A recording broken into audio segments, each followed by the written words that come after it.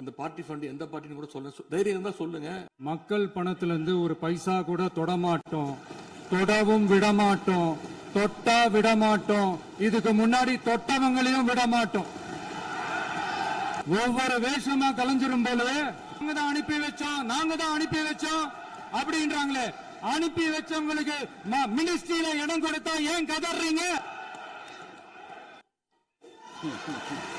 முதலமைச்சர் பேசும்போது சில வார்த்தைகள், தவறான வார்த்தைகள் பேசுறாரு. அவர் பார்ட்டி ஃபண்ட் அப்படின்னு சொல்லியிருக்கிறாரு. அவர் அமைச்சர் அந்த பார்ட்டி ஃபண்ட் எந்த பார்ட்டின்னு கூட சொல்ல தைரியம் இருந்தா சொல்லுங்க. நாங்க அதெல்லாம் ஃபேஸ் பண்ண தயாரா இருக்கோம். எதையும் ஆதாரத்தோடு எதையும் பேசுங்க. நீங்க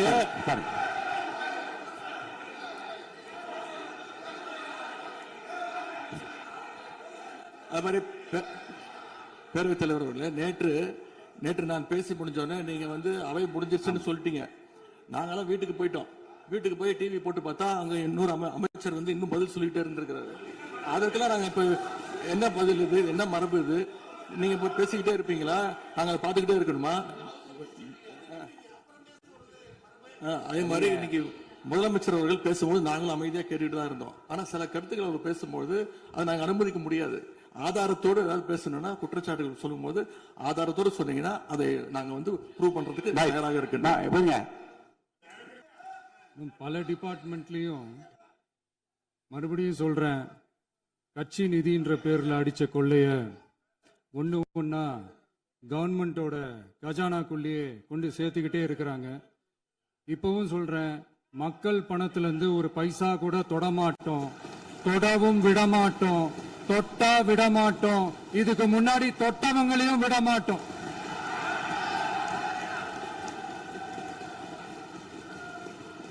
ஒவ்வொரு ஊழலா வெளியில வரும் போலயே ஒவ்வொரு வேஷமா கலைஞ்சிரும் போலவே இங்க இருக்கிற நிறைய பேரு நடுங்கி போய் இதுல நம்ம மேல அவதூறு வேற. இப்ப புதுசா ஒரு வெப்பன் ஒண்ணு கொண்டு வந்திருக்காங்க. அது என்ன தெரியுமா? அவங்க தயவால தான் நம்ம ஆட்சி நடக்குதான். மக்கள் தயவால இந்த ஆட்சி நடந்துகிட்டு இருக்கு. மனசாட்சி உள்ள சக்திகளோட ஆதரவால இந்த ஆட்சி நடந்துகிட்டு இருக்கு. நாங்க தான் அனுப்பி வச்சோம், நாங்க தான் அனுப்பி வச்சோம் அப்படின்றாங்களே. அனுப்பி வச்சவங்களுக்கு மினிஸ்ட்ரியில இடம் கொடுத்தா ஏன் கதறீங்க?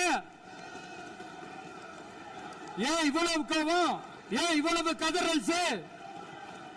இதுல இன்னொரு முக்கியமான விஷயம், மார்க்சிஸ்ட் கம்யூனிஸ்ட் கட்சி நமக்கு ஆதரவு கொடுத்தது சுயேட்சையா எடுத்த முடிவுன்னு சொல்றாங்க. அதே மாதிரி இந்திய கம்யூனிஸ்ட் கட்சி நமக்கு ஆதரவு கொடுத்தது சுயேட்சையா எடுத்த முடிவுன்னு சொல்றாங்க. இதுல எங்க இருந்து நாங்க தான் அனுப்பி வச்சோம், நாங்க தான் அனுப்பி வச்சோம்னா புரியலையே. மக்களுக்கு நல்லா புரியும், எல்லாத்தையும் தெளிவா பார்த்துக்கிட்டு இருக்கிறாங்க.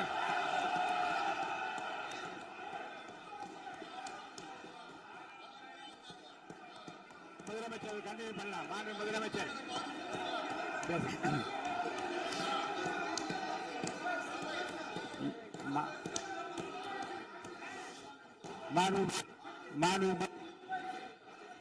முதலமைச்சர் கண்டினியூ பண்ணலாம். நீ கண்டினியூ பண்ணலாம். நீ கண்டினியூ பண்ணலாம்.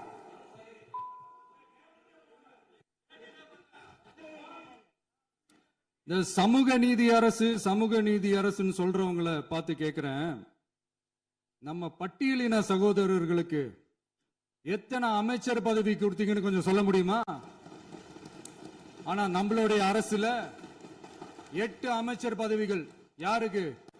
நம்ம பட்டியலின சகோதரர்களுக்கு. எல்லாம் நம்ம அண்ணன், நம்ம தம்பி, நம்ம தங்கச்சிங்க. அண்ணல் அம்பேத்கர் அவர்களுடைய கிட்டத்தட்ட 100 ஆண்டு கால கனவு இப்ப நிறைவேறி இருக்கு. நான் ஏன் கொஞ்சம் சவுண்டா பேசுறேன் அப்படின்னா அவங்களுக்கு கேட்கணுன்றதுக்காக, தப்பா எடுத்துக்காது. அதே மாதிரி பெண்களோட பாதுகாவலர் நாங்க தான் அப்படின்னு சொல்லிக்கிறவங்களை கேட்கிறேன், எத்தனை பெண்களுக்கு அமைச்சர் பதவியில இடம் கொடுத்தீங்க கொஞ்சம் சொல்ல முடியுமா? எங்க அரசுல 4 சகோதரிகளுக்கு அமைச்சர் பதவி கொடுத்திருக்கிறோம். அடுத்து இங்க சபையில இல்லாதவங்களை பத்தி பேச வேண்டாம்னு நினைக்கிறேன்.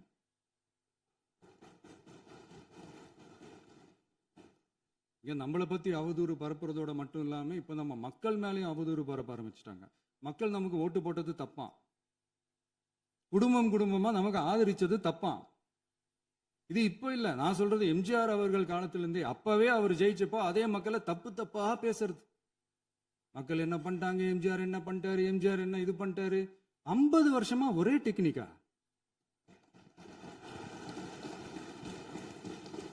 டெக்னாலஜி எல்லாம் மாறி வேற எங்கேயோ போயிட்டு இருக்கு பஸ். இதுல இந்த sofa set, table chair, teapoy, furniture பிசினஸ்லாம் வேற எங்கேயோ வெளியில போய் பண்ண சொல்லுங்க.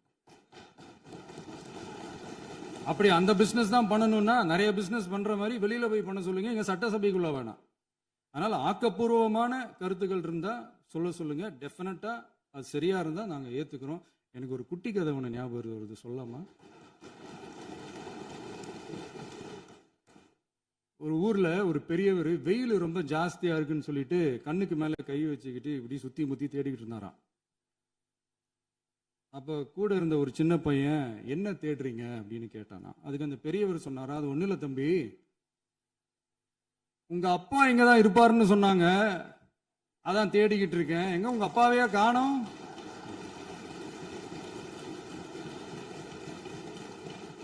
இல்ல, அந்த எங்களுக்கும் நக்கலா நையாண்டியா சம்பந்தம் இல்லாத குட்டி கதை இதெல்லாம் எங்களுக்கும் பேச தெரியும். அந்த கதையில பெரியவர் அப்படி சொன்னாராம், தப்பா எடுத்துக்காதீங்க. அந்த கதையில பெரியவர் அப்படி கேட்டாராம். அதனால யாரும் இங்க டென்ஷன் ஆக வேணாம். போயிட்டாங்க, பேசலாமா? சரி, உங்க கருத்துக்களை நீங்க முழுமையாக மன நிறைவோடு பேசலாம். டிவியில பார்ப்போம். சரி, இந்த விஜயையும் சாமானியர்களின் உண்மையான சமூக நீதி அரசையும் அவமானப்படுத்துறதுக்கு தான் அவங்களோட அந்த பொலிட்டிக்கல் சீனியாரிட்டி அது பயன்படுத்துது போல. சரி, செய்யட்டும், நல்லா செய்யட்டும். இப்போ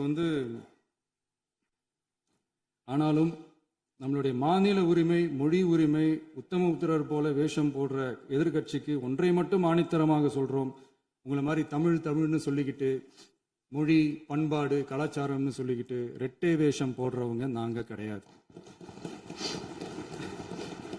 உலகெங்கும் வாழும் என் தமிழ் சொந்தங்களுக்கு நம்முடைய உத்தரவாதம் தமிழ் தான் எங்க உயிர் நாடி அப்படின்றத மறக்க மாட்டோம்.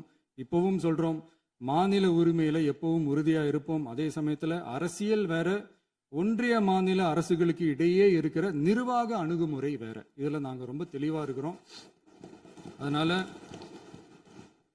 எங்களுக்கு பாடம் எடுக்கிறதா நினைச்சுக்கிட்டு உங்க வேஷத்தை நீங்களே கொஞ்சம் கொஞ்சமா கலைச்சிக்கிட்டே வர்றீங்க, மறந்துடாதீங்க. அப்புறம் நேத்து எதிர்கட்சி தலைவர், மாண்புமிகு எதிர்கட்சி தலைவர் பேசும்போது நிறைய பேசினாங்க. அதுல ஒண்ணு மட்டும், அரசு சொல்றதா நினைச்சுக்கிட்டு நம்மளை இன்டைரக்டா ஈவில் அப்படின்ற அந்த வார்த்தையை யூஸ் பண்ணாங்க. எனக்கு ஒண்ணுதான் சொல்லணும்னு தோணுது. ஈவில்ஸ்னு டெவில்ஸ் பேசக்கூடாது.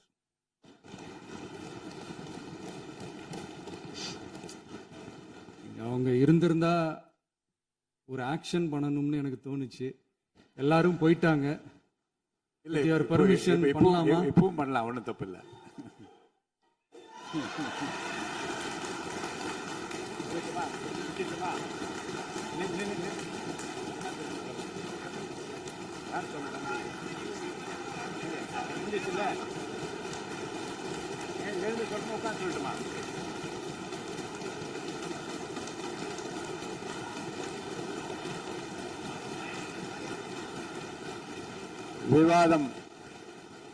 விவாதம் முடிவுற்றது.